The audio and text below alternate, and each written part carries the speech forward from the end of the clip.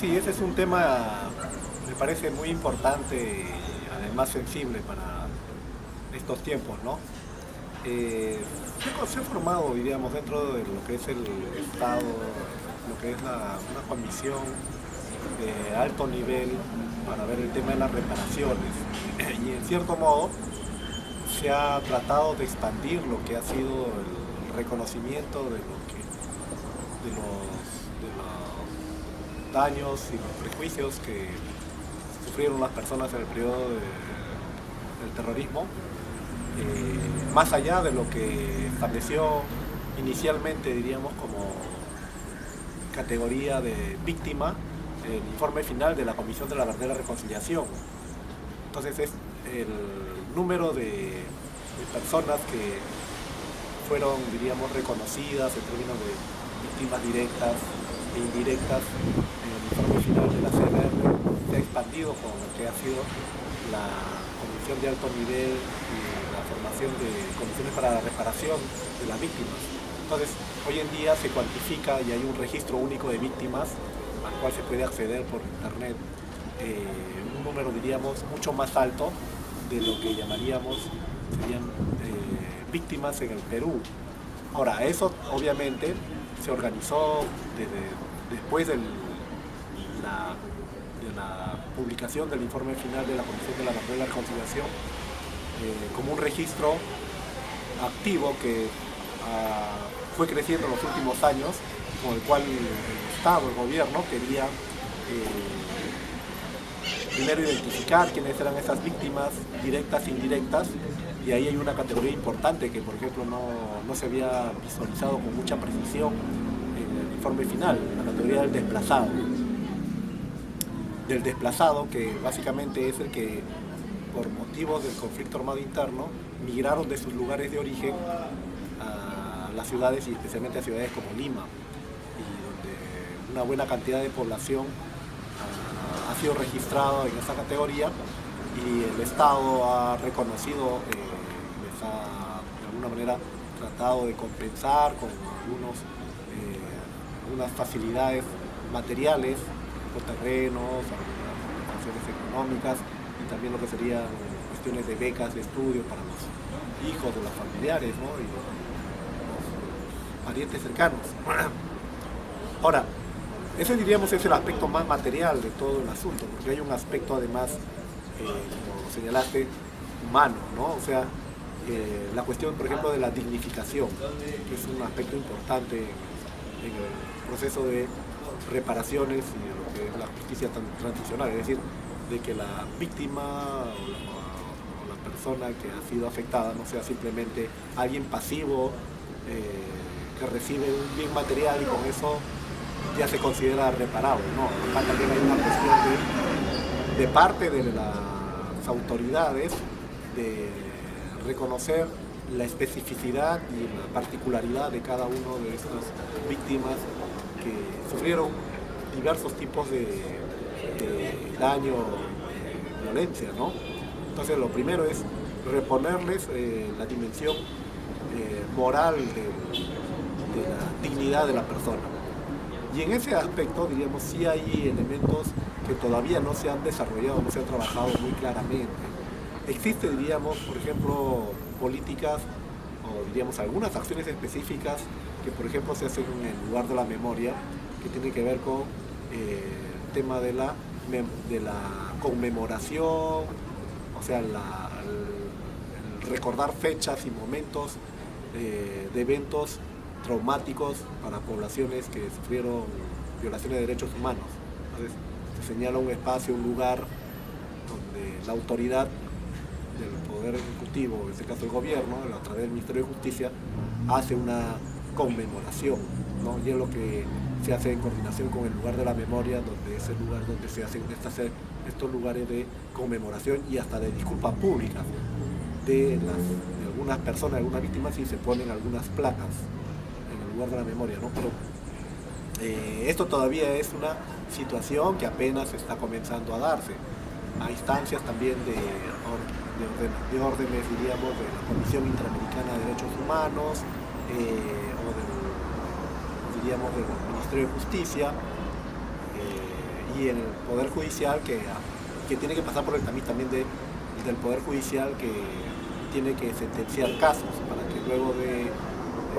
declarar de si hay responsabilidad o no, sobre todo de parte del Estado, sean estas acciones conmemorativas, ¿no? Entonces, sí, ahí apenas se está comenzando a hacer, ¿no? Todavía falta ahí un largo camino.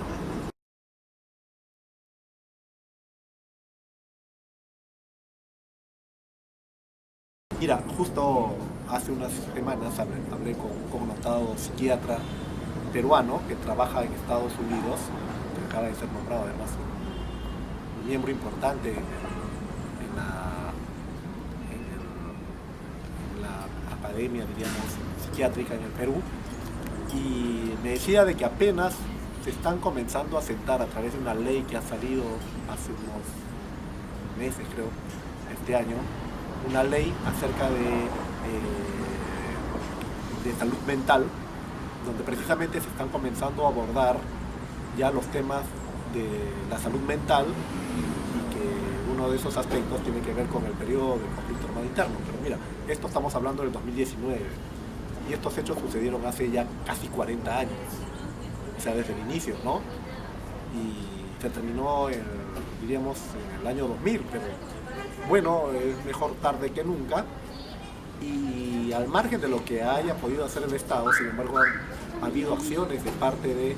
instituciones de la sociedad civil, de grupos, digamos, de médicos o psicólogos, que han tratado de abordar el tema de la reparación de la salud mental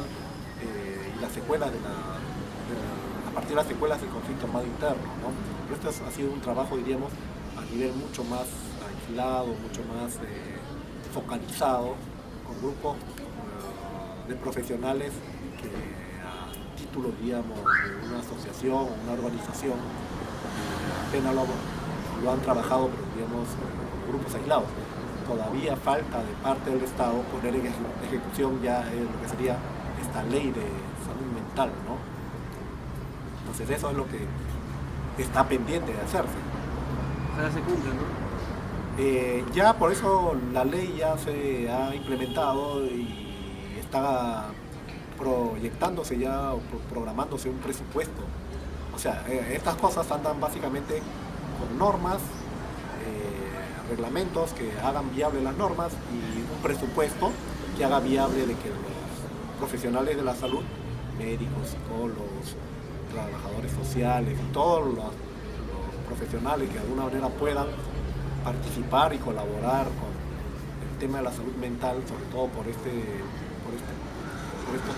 problemas derivados, digamos, del conflicto armado interno, comiencen a resolverse, teniendo en cuenta de que han pasado muchos años, ¿no? Claro.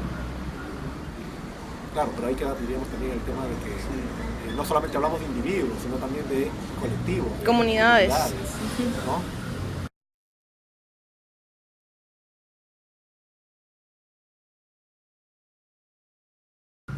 Básicamente estas cosas que han sido analizados, especialmente en el informe final de la Comisión de la Verdad y la Reconciliación, y que de alguna manera sirvió para explicar la naturaleza de lo que fue el conflicto armado interno, tanto de parte de los grupos subversivos como de los grupos, diríamos, como de sectores de los grupos, digamos, de las fuerzas del orden, básicamente porque hubo una actuación que, sobre todo al principio del conflicto armado interno y de la represión de parte de las fuerzas del orden, se actuaba de manera indiscriminada, ¿no? En el caso de los grupos subversivos, actuaban de manera indiscriminada contra la población porque básicamente no se ceñían a las pautas y a la imposición que hacían digamos, las organizaciones subversivas para obligarlos a sumarse a su proyecto de lucha armada, ¿no? Y en el caso de los grupos, diríamos, de las fuerzas del orden, porque en un contexto en que se inicia el conflicto armado interno en principios de los años 80, no tenían una visión clara de quiénes eran los que estaban involucrados en el área rural y también en cierto punto en las ciudades, quiénes estaban involucrados o vinculados con los grupos subversivos. Entonces, básicamente el criterio era si no tenemos identificado a los responsables, a los miembros de una célula armada, entonces lo mejor que podemos hacer es simplemente liquidar o eliminar a aquellos sectores de la población que se consideran, ¿no? Y esto de lo que se considera era una cuestión que era muy subjetiva, porque además estaba muy mal informado y documentado. O sea, no había, en otras palabras, un trabajo de inteligencia que pudiera ubicar, como ya años después se hizo, para la captura, por ejemplo, de los líderes. No se conocía bien quiénes eran los responsables o los miembros directos de los grupos armados, y bueno, se liquidaba a las personas y a los grupos que se consideraban podían ser potenciales o eventuales colaboradores, ¿no? Entonces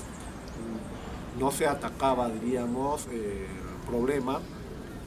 desde una perspectiva de inteligencia, pero además no se abordaba el tema de la seguridad interna y la represión de estos grupos